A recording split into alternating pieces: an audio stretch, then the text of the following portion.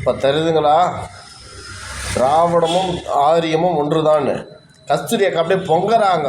2 குடும்பத்துக்குள்ள நடந்த பிரச்சனை. அந்த பையன் அவனை வெட்டிட்டான், அதுக்கான ஜெயில் தண்டனை அனுப்ப எந்த மறவர் சமூகமாவது வெட்டியது சரிதான்னு சொல்கிறானா?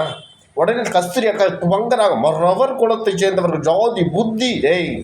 பிச்சை எடுக்க வந்த நாய்ங்க இந்தியாவுக்கு. நீங்கள் எப்படியே பிச்சை எடுக்க வந்த நாய்ங்க. எப்படி சொல்கிறது? களவார் கால்வாய் வழியாக, சிந்துநதி கால்வாய் வழியாக பிச்சை எடுக்க வந்தவங்க. நீங்கள்லாம் எங்களுக்கு வந்து போதிக்காதீங்க. இப்போ தருது. நாங்கள் தமிழர்கள் ஒற்றுமை ஆகிடவே கூடாது. பறையனாக இருக்கணும், பல்லனாக இருக்கணும், இரணனாக இருக்கணும், குறவனாக இருக்கணும், மறவனாக இருக்கணும், வெள்ளாளனாக இருக்கணும், பல்லனாக இருக்கணும், தேவேந்திரனாக இருக்கணும், தேவராக இருக்கணும், ஒடையார், கோணார், நாடார், தேவர், இப்படி பல ஜாதிங்க. நாங்கள் முத்திரையர். இப்படி ஜாதி தனித்தனியாக இருந்தால் உங்களுக்கு எங்களை அச்சு செய்கிறதுக்கு நல்லாயிருக்கும். நாங்கள் ஒற்றுமை ஆகிட்டோம்னா உங்களுக்கு எரியும். கண்டிப்பாக எல்லாத்தையும் உடச்சி தூக்கி எறிஞ்சிட்டு. ஏன் நீங்கள் அப்படி சொல்கிறது? ஆந்திராவில் நடக்குது. இங்கே கூட தாய்மொழி தெலுங்காக கொண்டவங்க வெட்டின்னு சாகுறாங்க. ஏன் தெலுங்கு ஆள் ஈக்குவல்னு சொல்லுங்கள்.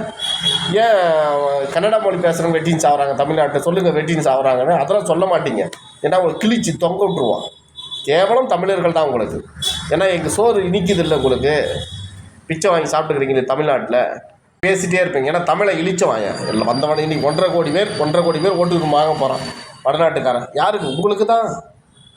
திட்டமிட்டே உள்ள விட்டுனுக்கிறீங்களே. தமிழர்கள் ஒழிச்சுன்ற அடுத்த இலங்கை மாதிரி தமிழர்களை கொத்தாக கொண்டுன்ற முடிவு பண்ணிட்டீங்க. அதுக்காக தள்ளப்படுறீங்க நீங்கள். என்ன நடக்குதோ கடவுளுக்கு தான் தெரியும். இங்கே இருக்கிற தமிழர்களுக்கும் அறிவு கிடையாது.